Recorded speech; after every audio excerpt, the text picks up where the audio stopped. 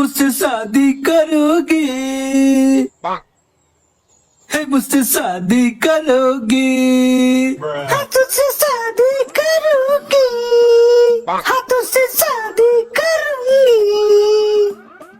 কাট কাট super একেবারে super super একেবারে super duper hit ভাই চন্দন তুমি তো ভাই এক কথা একেবারে ফাটিয়ে দিয়েছ যাকে বলে এক কথা আগ লাগা দি আগ লাগা দি আগ লাগা দি তাহলে আমার বউটা তখন ধরে কি ছিল না মানে তোমার বউ ডেজলাই কাঠি হ্যাঁ, আমি যে আগুনটা লাগিয়েছি তার ডেজলাই কাঠিটা তোমার বউ আমাকে দিয়েছে। তার মানে নন্দিনীরা যদি আমাকে সাহায্য করতো তাহলে আমি এই আগুনটা কখনোই লাগাতে পারতাম না। অর্থাৎ এই সমস্ত প্রশংসা তোমার বউয়ের নামেই বলা চলে। হ্যাঁ, তোমার বউ ছাড়া আমি একেবারে অসম্পূর্ণ।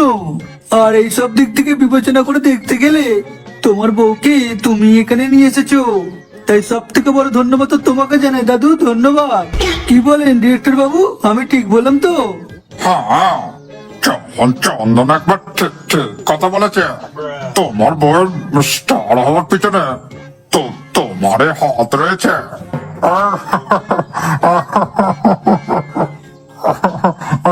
কি যে বলেন না আপনারা, সকলের সামনে এভাবে বললে আমার বলতে লজ্জা করে না? আরে তোমরা সকলে হাঁ করে দাঁড়িয়ে আছো কেন?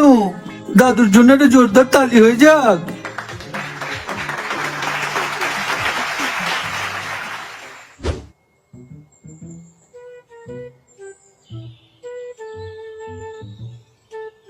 গোবরা, দেখ বাবা, তোকে একটা কথা বলছি, কিছু মনে করিস না যেন।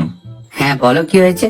দেখ, প্রথমত তুই আমার ছেলে হোস, তাই তুই হাগিস মুতিস যাই করিস না কেন সেটা আমি গায়ে মাখতেও পারি, এমনকি খেয়েও নিতে পারি। কি হয়েছে বলবে তো? সেটাই তো বলছি, মন দিয়ে শোন না। তোর জন্য আমি সমস্ত কিছু করতে পারি, কিন্তু তোর মামাকে আমি আর সহ্য করতে পারছি না। কেন, কি হয়েছে? প্রথমত তোর মামা কোনো কাজ করে না, দ্বিতীয়ত ওকে যখনই কাজের কথা বলা হয় তখনই বলে টাকা দিচ্ছি টাকা দিচ্ছি। এখন তো আবার ইদানিং শুনছি তোদের ওই দাদুর বউয়ের সঙ্গে কিসের যেন রিহার্সাল করছে, গ্রামের লোকে বলা বলি করছে কয়েকদিন পর নাকি ও আবার সুপারস্টার হবে। হ্যাঁ, এই বিষয়ে আমিও দু একটা খবর পেয়েছি। হ্যাঁ, এবার তুই বল, তোর মামা ওই পাটা চোদার মতো মুখ নিয়ে কখনো সুপারস্টার হতে পারে? নিজেকে কি মনে করে, কামাল হাসান নাকি অমিতাভ বচ্চন? আমার তো মনে হয় ও হিরো আলমের বিচির যোগ্য পর্যন্ত নয়। হ্যাঁ, সে নাকি হবে আবার সুপারস্টার।